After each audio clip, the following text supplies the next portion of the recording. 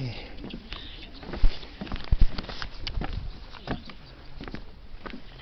there's an experiment he could do to determine that he was in a gravitational field. If he was not in a gravitational field, if he was just floating way out in space, then those two balls would just sit there in the lab far apart from each other, and he wouldn't notice any change. But because he sees these balls coming together, he knows he's in a gravitational field. So we can't have that. So what do? Well, we shrink the lab. But obviously that problem, if you shrink the lab, well, that doesn't really change anything, right? The balls are still going to, starting in two different places, they're still going to the same place. They're still going to get closer together. So as long as you can detect it, you can shrink the lab more and more and more until you can no longer detect it. And it really has to do with the quality of your measuring devices, right? If you have a measuring device that is so precise that you can take two balls 1 centimeter apart and an Earth that's 1,000 miles away, right? 1,000 miles away, say 1,000,000 miles away, really far away. If you're so good that you can detect the slight drift of these balls together due to the tidal forces in that situation, well then you're not local, right? Local is sort of this relative to, it's always local relative to your ability to measure, and the higher your precision of measuring, the more the smaller your lab has to be, right? So if this situation is too big, you've got to just get smaller. So the point is about this is that nature will always be your measuring equipment, right? There's no level at which your measuring equipment is so precise that nature, you can't imagine a smaller lab. It's a limiting process. It's an epsilon delta type limiting process. You set up how precise your ability to measure is, and nature will find an epsilon laboratory size that will be your measuring apparatus. That's just the way it is. Isotone really talks a lot about this, and it's pretty interesting. All you need to know is that local just means small enough that you can't detect this very process. You cannot detect this process. So, but very well. But how does this implicate the theory, right? So we're going to go back to our notion of world lines, and we're going to talk about. We were talking about world lines, but now imagine a freely falling object in space-time. And I like to draw like this, because I always think of orbits, right? So here's an object just orbiting a star, and it's in free fall, right? It's in free fall. And free fall just simply means there's no other forces. There's no forces at all acting on it, right? Not even, because gravity, we're not calling a force, right? Gravity is going to be this following of the geodesic trail in space-time, a little foreshadowing. But a force would be an electromagnetic force, right? An electromagnetic force of some kind. Or if you're an electromagnetic force, perhaps the strong force, the weak force, right? So if it's none of those forces, then if there's none of those forces at play, the particle is free falling. And it still could be accelerating, of course, because of gravity, but these forces are not acting on the particle at all. So the particle is free falling, and its path through space-time is given by x alpha of some parameter, and I'll call that parameter tau for now. In our next lecture, we'll see why tau is going to be the proper time. But this path, that is what this path is. It's x alpha, and tau being the parameter, of course, that's just our R1, right? Defining a curve, right? So tau is the parameter. And the point is that we're allowed to make coordinate transformations, right? We talked a lot about coordinate transformations when we talked about tensors. What is a tensor and how tensors change in coordinate transformations? Namely, the instance of a tensor doesn't change. But what the free-falling particle, the way this Einstein equivalent principle, all of this elevator stuff, the way it translates to our world line understanding is it means no matter what world line you're on, as long as it's free-falling, no matter what free-falling world line you're on, you can always do a coordinate transformation so that your coordinates at that point on the world line, that coordinate is Minkowski. They're Minkowski coordinates. Minkowski coordinates. Right? You can always find a coordinate transformation that will place the coordinate system of special relativity at your spot. And those coordinates that coordinate system will be free-falling coordinates. They're the coordinates that are associated with your falling motion. And they're called geodesic coordinates. And they can also, geodesic coordinates is what we're going to learn how to build them as geodesic coordinates. But the Einstein equivalence principle is this assumption. It's this statement that anywhere on a free-falling world line, you can take this coordinate system and say, screw it, I'm going to put up a coordinate system right here at that particle, or I'm going to establish a coordinate system such that at this point we have Minkowski space-time. And what that means not only that metric at that point is equal to -1, 1, 1, 1 diagonal. The diagonal of that. Right?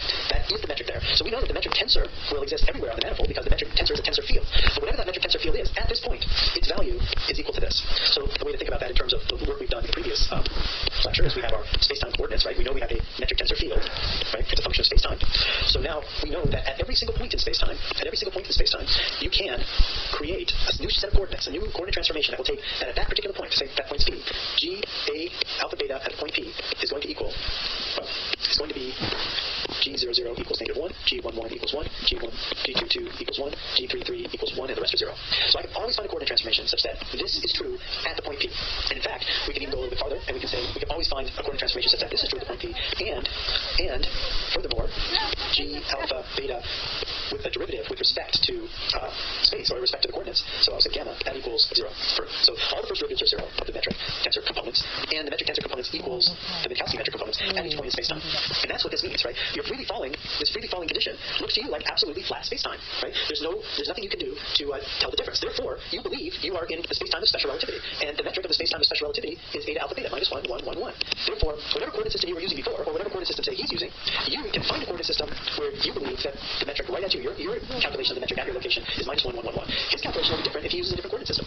It's as simple as that. Now, so everything's always going to be the same, because these coordinate changes don't mean anything. All the laws of nature must comply, or must be identical in every coordinate system, therefore they must all be tensorial. And that is yet another assumption, right? That the nature of general covariance, all the laws of nature Einstein equivalence principle. That's this idea of the freely falling elevator being the same as the guy in regular, straight up inertial motion, special relativity, the uniformly accelerating elevator being identical to the earthbound elevator.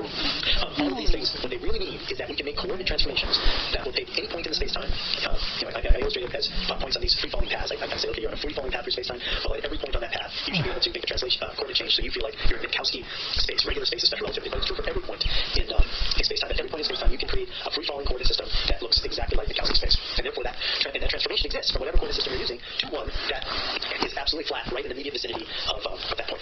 And exactly flat means this equals this, and this, and also the first derivatives are equal to zero. You can't get the second derivatives to be zero, by the way. You can only get the first derivatives to be zero. And of course, it's always an approximation because the second derivatives aren't zero, right? So you are limited to being local for this coordinate system to have all this true. This metric will only equal these values at the point P, literally. So any deviation from P, they're not quite the same. So you have to shrink your lab to a point where you can't notice those differences in order to really sort of live through this kind of experiment. If you're going to try to experience that kind of experiment, you have to really shrink your lab down. Now, understand this is by no means obvious, right? That's the key here, is that if I were to do this in our general terms, I say, okay, here's our manifold, and we have G alpha beta, and say we use the full-on notation of our previous dx alpha tensor product dx beta, and this is a field, right? So this is the coordinate basis, and these are the components, and it's a field, so it's a function on the space-time, where x is just shorthand for x mu, which is itself shorthand for x0, x1, x2, x3, like that. So this has a value, meaning there's 16 numbers that have a value at this point P.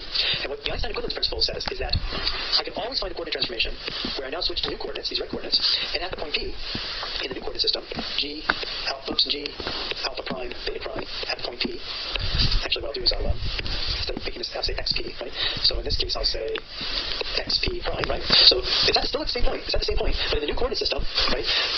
Dx alpha, dx beta, where this is all the new coordinate system, the value of this at that point is going to be -1, 1, 1, 1, and all the rest is 0. The diagonal, they like to say diagonal. Basically, we're meaning the diagonal elements of this thing. I don't like thinking of the metric as a matrix. That's a real bad idea. So I'm just trying to say 0, 0, 1, 1, 2, 2, 3, 3. I'm saying G00, G11, G22, and G33 equals -1, 1, equals 1, equals 1.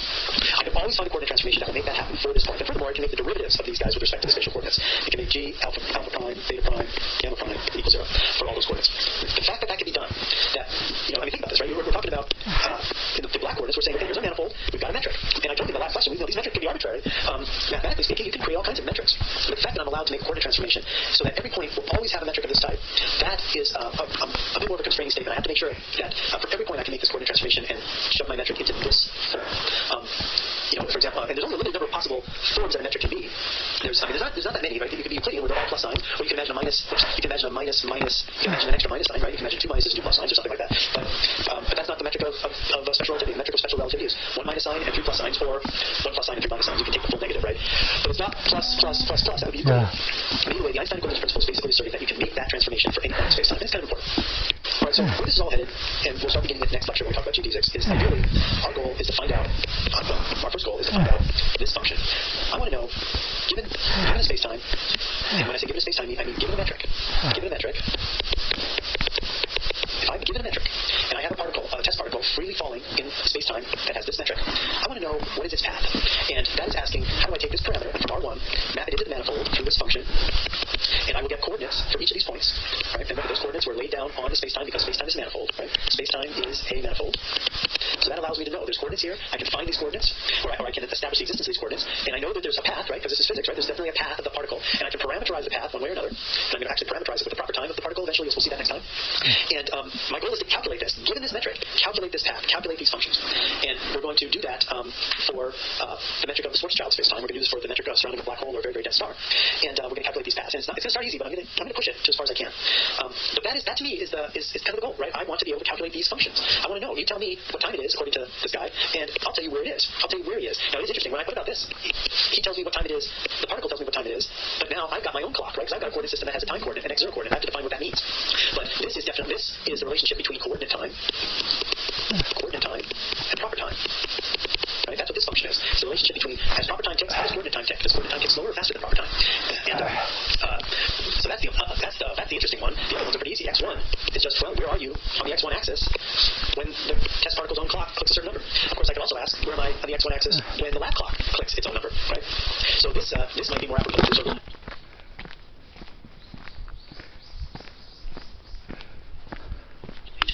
this without much trouble. So this is really it. If I can do all this, I'm in really great shape. But in general relativity, what is important to understand is that The proper time is always going to be the time as ticked off by the clock of somebody floating through space-time. Whether they're in free fall, whether they're in some kind of accelerated motion, doesn't matter. The clock built into the little test object, that oscillator and that counter, will always click the proper time. The coordinate time, however, in special relativity, the coordinate time was always the time of some sort of laboratory, right? You'd have a laboratory that's sitting still, and maybe they would say it's time t and x, and then there would be some moving thing, and there's a moving lab or a moving frame with the speed relative speed of v. Right? We go through all of these exercises with, with the Lorentz contraction and the time dilation, such a thing. And if you really know what you're doing, you understand that the coordinates, the coordinate transformation is this sort of slanted coordinates, x0 prime is 2, right? And these coordinates sort of bend inward, right? And then the light is always going at a 45-degree angle. But the point here is that in special relativity, this lab time is always the proper time. And the time on the proper time of the sky moving is always the proper time, the time ticked off by a clock, time moving with that frame. The problem is that in general relativity, you can always establish a proper time of some test particle. That never changes. But this coordinate time may not actually be the proper time of any particular observer. Right? We may choose time coordinates that don't tick off on anybody's clock. In fact, there's this set of coordinates called Penrose coordinates, right? That clearly have a time coordinate of an x0 coordinate. But there's nobody in the universe whose clock ticks at the rate of Penrose time.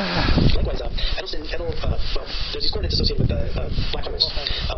Finkelstein coordinates, right? I gotta remember exactly what they're called. But again, it's a very useful coordinate system, right? It's the coordinate system where the event horizon of a black hole is essentially meaningless, and you have all of these coordinate lines that just cross the event horizon without any trouble whatsoever. And they're a beautiful coordinate system. But the time axis on that thing, the time axis doesn't represent the ticking time of any particular observer in the universe. It is just a mathematical construction that provides a time axis that is indeed time-like, which is something we'll discuss when we get to it. But it doesn't necessarily match anybody's particular clock. And that's an important distinction. It's an abstract distinction. And it's hard to make that jump from special relativity where just about every time you see is attached to somebody. But in general relativity, that's not true. There's nobody. These weird cosmological diagrams you'll get in special relativity, these Penrose diagrams, nobody actually has a clock that ticks that way. Okay, so what did we cover? I just want to point back to the beginning. We just covered this idea that I want you to think about motion in space-time as literally in space-time. You should always have that time coordinate in there, and you're always understanding this motion as nothing is stationary. Everything is moving, and everything's moving along the world line at the velocity c, right? And that can never change. It can never change, by the way, because the floor velocity, the floor acceleration, right? You can calculate the floor acceleration is the derivative of the floor velocity with respect to proper time, right? This is all special relativity, right? That floor acceleration, if you calculate a mu v mu, which would be the projection of the floor acceleration on the floor velocity, that's always zero. It's kind of a tricky calculation, actually, because if you write down this in full generality, which would be this here, then you have to calculate this by taking derivatives of each of these terms with respect to tau, right? And so you have to do like p gamma d tau. It can be done. It's not totally tricky. It's just you got to keep track of things. But by the time you calculate this, then you execute this, you're going to get a zero. And so no acceleration in the universe can change your floor velocity, because all acceleration is forever orthogonal to floor velocity. So that's the way I want you to think about movement in general relativity. Always think about it in the context of moving through space-time. Space-time is a four-dimensional manifold. We talked about that. And in addition, it has a metric structure such that at every point in the four-dimensional manifold, you can erect coordinates that are free-fall coordinates, and that's the Einstein equivalence principle. Another key assumption that Einstein realized was very, very important here. And with those points in mind, the mathematical manifestation of that is you can always get this transformation to transform away the metric to a very, very simple metric, and you can do it at every point. When you lose, where the metric becomes very simple, and all of its derivatives vanish. First derivatives vanish. Not its second derivatives, but its first derivatives will vanish. I guess the other important point here is that if you can make a single transformation so that every point, so that g alpha beta of x equals -1, 1, 1, 1 for all x, if you can do that, then you have special relativity.